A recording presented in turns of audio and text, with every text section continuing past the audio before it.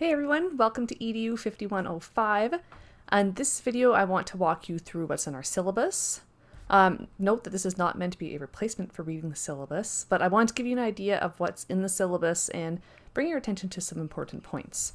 I got my notes here and I got my slides up here, so hopefully I'll remember to say everything I wanted to. So I've decided to divide up this syllabus overview video into two parts. So here in part one, I'm going to be talking more about pretty much everything except for the assignments and rubrics, which I'm going to save for part two. So when you open up the syllabus, the first thing you'll see is the course information, of course, and my contact information. So please do just call me Rachel. I talk a little bit more about who I am in my Welcome to 5105 video. But in short, I'm a part-time assistant professor here at U Ottawa. I am also a PhD candidate in the health professions education stream. And my bachelor's degree and my master's degree are both in nursing, but my work tends to be a little bit more centered around medicine. And before going into research, I worked in family medicine and obstetrics back in British Columbia, which is where I was born and raised. So email is the best way to get a hold of me. I also have Skype, Zoom, Teams, I even have Discord. So if you ever want to have a video conference, I'm definitely available. And please do reach out to me if you ever want to chat, whether it be asking questions about the class, assignments, or if you just want to bounce some ideas off of me for your final project. And I think sometimes some learners can be a bit nervous to reach out, but I truly am here to walk alongside you as you progress through this course, so please don't be afraid to reach out. So, some important course information. So our course is offered asynchronously through Brightspace. This means that we don't have a scheduled class time or a class day. Any videos that I record, like this one, are recorded beforehand and then posted online for you to view at your convenience. And I do tend to talk quite fast, which is why I usually subtitle my videos. And posting on YouTube also means that you can adjust the speed of the video if you need to slow me down a little bit.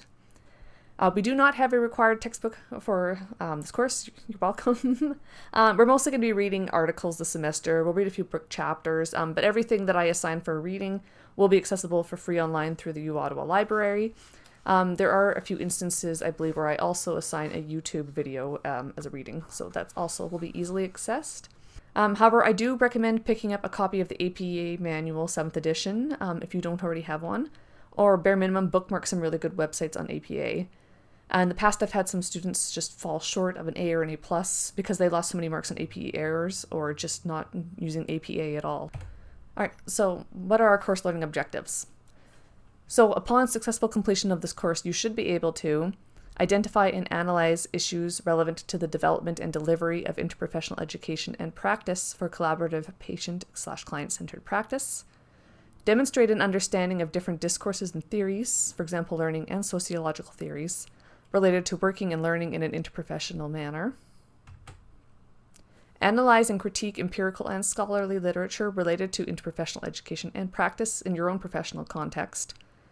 In collaborative multi-literacy circles, interpret, critically analyze, and thoughtfully discuss scholarly literature and other resources like websites and videos, things like that, related to interprofessional education and practice. And critically reflect on your own professional practice and values in relation to current thinking about interprofessional education and practice. So how are we going to do all of this?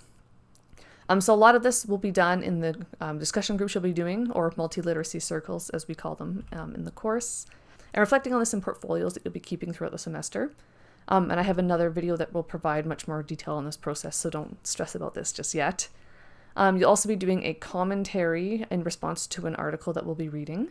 And you'll be doing a culminating project where you're going to be exploring an issue of your choosing that's related to interprofessional education, collaboration, or teamwork. And you'll be sharing these projects with your peers in our virtual class conference. But we'll talk more about assignments later.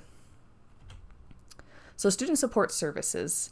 So at the beginning of the syllabus, I also list some of these student support services that are here to help you. Please take some time to review these. But a few that I do want to draw your attention to here in the video are librarians and the Indigenous Resource Center. So the librarians are the unsung and honestly often kind of underutilized resources that you have here at the university. I think a lot of students don't realize that the librarians are here to help you as well. They're not just here for researchers and professors. And the Faculty of Education also has its own librarian, and he is fantastic. So check out page 4, I believe it is, of our syllabus, and I put his contact info in there for you. And the Indigenous Resource Center. So the Indigenous Resource Center provides support for students who identify as First Nations, Inuit, and Métis. They have quite a few resources and services for these students. They also, in my experience, are very welcoming to non-Indigenous students who want to learn more about Indigenous issues. From my experiences as a learner and as a teacher here at UWaDWA, they really love seeing Indigenous issues and perspectives brought into mainstream core curriculum like this. I've consulted with them before on some of my projects as a student, and I've had a lot of my students also go to them to consult on projects, and they are always very welcoming in my experience. So do check them out. Following this, I share some important policies, and I'm not going to read all of these out, but I do ask that you take a few moments to also review these. And once again, there are a few here that I want to highlight for you. So the first one is attendance. So attendance is compulsory in our faculty, but what does that actually mean in an online course? Like, how could I possibly take attendance, especially asynchronous, right? Well, so instead of having traditional classes, we're going to be doing a lot of online activities throughout the semester. For example, for your first couple of weeks in the course, we're going to be having some discussions on Brightspace and discussion boards, followed by doing some team discussions in MLC modules, which I'll explain that all later. Don't stress about it right now. But your participation in these discussions you will be doing will be captured in a reflective portfolio you'll be keeping, as well as a little self and peer evaluation at the end that we'll talk more about later. I can also see your login frequency. I can see whether you've opened discussion posts. I can see how long you've been on certain areas. So if you're not participating in the class, I have my ways of knowing. Although I don't usually look too closely into this unless I have a genuine concern about a student. Some advice though for the course. Do not try to blast through an entire module on the last night of the module. And I say this from experience as a graduate student myself who's taken many online courses and as someone who has taught even more of them here at the university. Do not leave it to the last night of the module. You're not going to learn very much this way, and neither will your team members, because you're not going to be interacting with them as much, and interacting with your peers, especially in this course, is so key to the learning process, because we're talking about interprofessional collaboration, right? I'm also a big believer in learning theories that acknowledge the importance of social factors in learning, so it's pretty key to our course.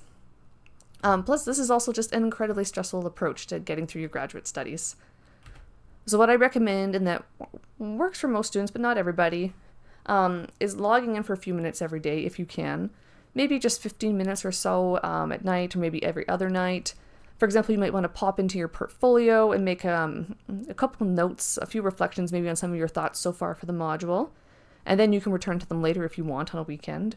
Or, don't. Some of my students, their portfolio is just a big, stream of consciousness, and that's fine with me.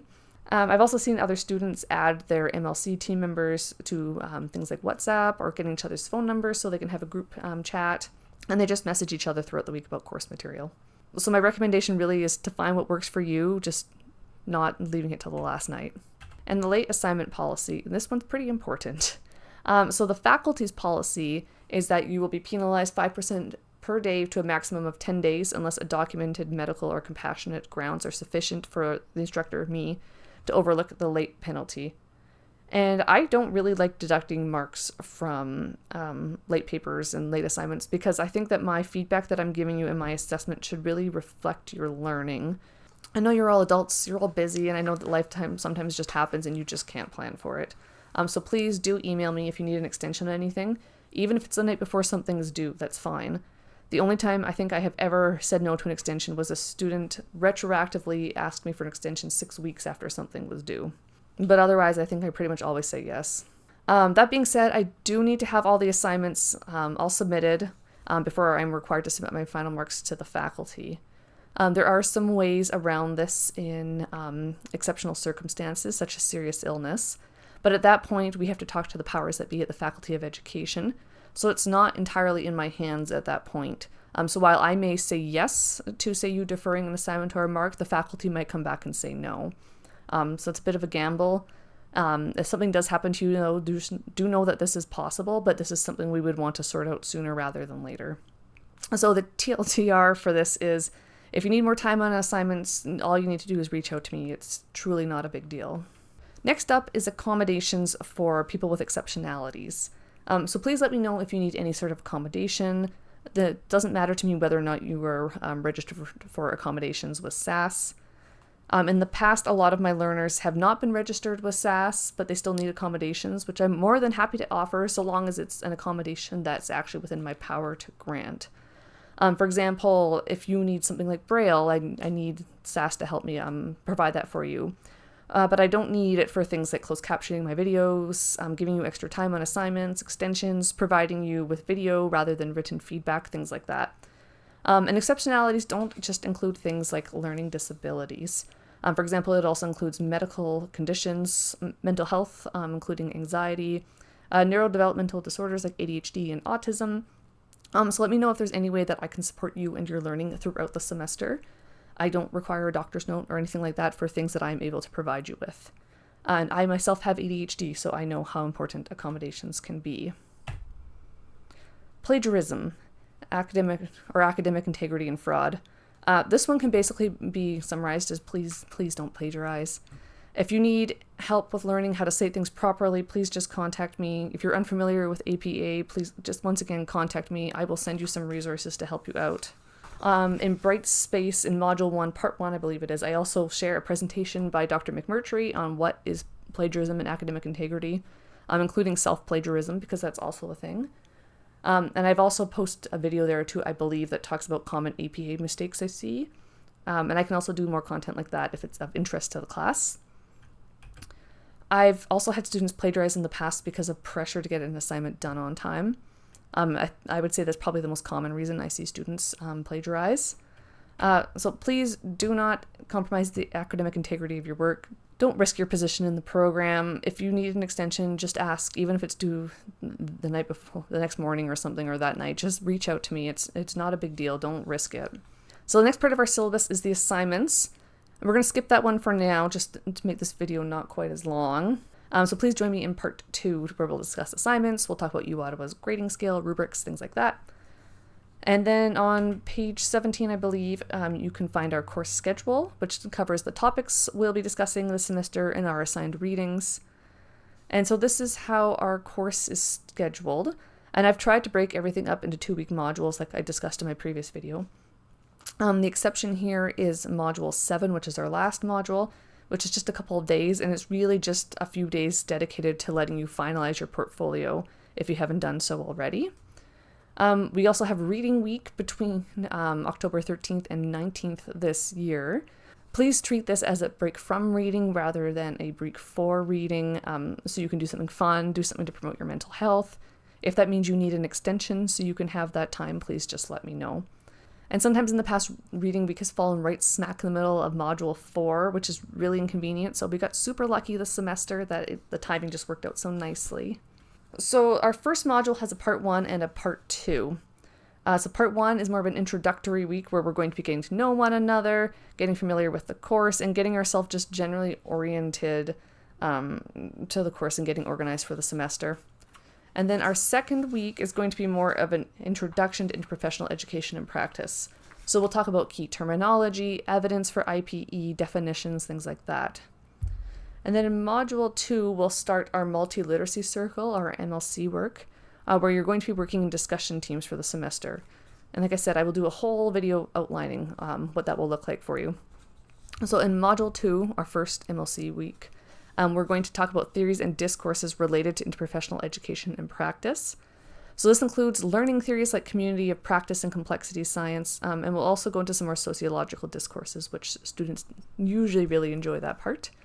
And Dr. Angus McMurtry, who also sometimes teaches this course, will be joining us as a guest speaker that week.